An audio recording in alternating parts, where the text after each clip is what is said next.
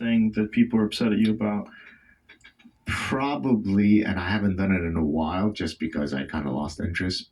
The most violent would be any criticism of Islam. And Mm, in this case, it was, I think, someone who was of that faith because he looked like mm. he came from that background. And so people will get upset at me for all sorts of things. Valerie Bertinelli got upset at me once because I tweeted something about my wife having an uncomfortable interaction with someone, a barista who was transgender. And she got super upset. And 2 days later, 26 million tweets later, all the, as Dave Chappelle calls them, the alphabet people were really coming after me. But that doesn't have the timbre of, we want to kill you. When you start criticizing some Islamic stuff, then it can get pretty hairy. And I think that's one of the things that's maybe different about, say, Jordan and me. I think he receives a lot more hate than I do, but some of the hate that I receive is really unique in that it's both Jew related, and he actually mentioned this recently that I'm in a unique position in that I receive a lot of hate that's related to my being Jewish. So cover being Jewish and then criticizing some Islamic tenets. So for example, I've seen at times when I've come on the show and we've talked about, I remember one time I talked to you about the hatred of black dogs as sanctioned by Muhammad himself. And then all sorts of people started saying, he's making this stuff up, he's bullshit, why don't you bring a real Islamic person on the show? You can just look it up. I mean, Jamie can now check it, that there is within Islam a hatred for black dogs. So even the most, Is that a translation issue? Does that mean the color black for sure? It's black dogs, yes, specifically black dogs. Now, I think it comes from the fact, I don't know the exact theological reason, but I think that Muhammad himself had a fear of black dogs, and so he sanctioned it as a kind of divine prescription. It couldn't possibly mean something else. Meaning what? The color black means something else?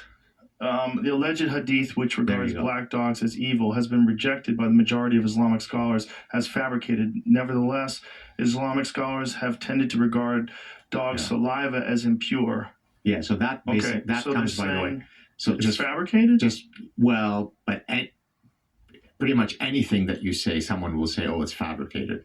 So in Islam, there's a thing called najis, which is like impure things, right? So for example, the kuffar, the non-Muslim, is himself impure.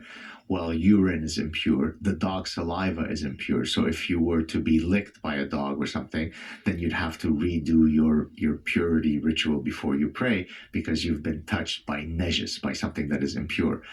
So there are many debates depending on the hadith as to whether something is authentic or not.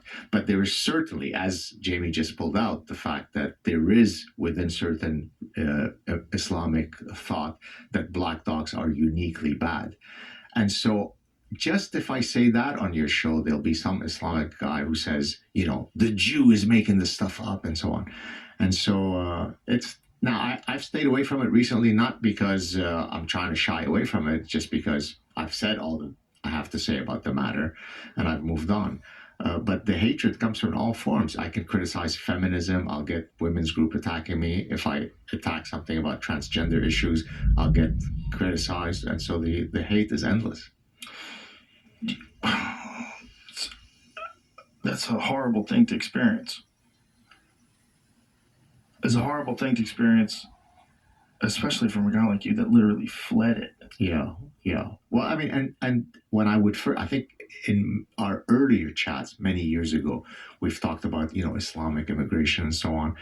And I hold zero hatred. I think you know me enough to know that. I mean, I have tons of Muslim friends. I probably know more Muslim guys than most people will ever meet. I never criticize individuals. I criticize ideologies, right? So, does Islam codify the right of people to criticize Islam or not if you're in an Islamic country? Well, the answer to that is very clear. And the answer is not one that promotes freedom of speech. Me saying that doesn't imply that I'm being hateful towards Muslims. I'm just literally talking about the Islamic doctrines, just like there are doctrines in Deuteronomy that you and I can decide to criticize, right? Mm-hmm. And I think most Muslims, even some of whom are students in my class who've heard me talk about these things, not in a classroom setting, but in public, are very fair, and they'll say, you're a very fair guy. You never, but other ones will send me emails and stuff that are just brutal, that are really, really, and I have to say, I'm someone who's, if I can speak of myself, quite courageous, but that in-person threat that I received when I was walking with my son was really, truly harrowing, because I could never rise to that threat, right? Because the way that guy was speaking to me, he always had more, I had more to lose than him. And so there was never going to be a situation where if he decided to act on his hatred, I could have ever lived up to that challenge. And so for several weeks, I was really being careful, going around, trying to avoid that street. And it doesn't make sense that in the 21st century, a professor in Canada should have to worry about, which street he walks on because some idiot is threatening him in front of his 10-year-old son. It's incredible. Yeah, it is very terrifying.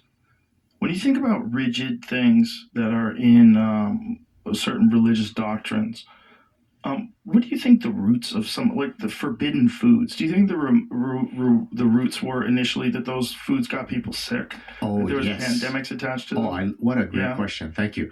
In The Consuming Instinct, one of my earlier books, 2011, I have a whole analysis of certain kosher laws from an evolutionary biological perspective. And it's exactly what you just intimated. So right? pork, right? Yeah. So the idea, so imagine ancient Jews walking around in an environment where there's no refrigeration, where the shellfish that might be tainted with a particular pathogen or not, you can't smell it, you can't see it. All that you know is that some people ingest it and drop dead and others don't. There is no mechanism by which I can learn the statistical regularities between A and B. Therefore, the only possible conclusion that I can come to is that it's a divine prohibition. There must be some divine reason. So even that theological prescription, I can analyze it from an evolutionary perspective. Now, when I did that, let's say for kosher laws, I didn't get rabbis writing to me saying, how dare you, we're going to kill you for arguing that it's not divine. If I do the exact same thing with some Islamic doctrine, very respectfully, very properly, most Muslims will hear it and say, yeah, fair enough, Professor Saad. But a few will say, how dare you, you should be killed. Right. And that makes no sense in a free society. No, it doesn't. And it doesn't mean that the root of any of these religious doctrines weren't from God himself. Like, it doesn't. Like, who knows? Who knows what the root of this stuff is? But the root of most of them, for sure, has gone through people. And the conversations have gone through people. Like, it's like real clear in the Bible, especially in the New Testament. We know the people that, but the origins of it is what's the most fascinating to me. Yeah. It's like, where did it start from? Like, what were when the first guy wrote it down? Like, especially when you're talking about ancient Christianity or whatever it was before it was even called Christianity. When I was in Greece, I was with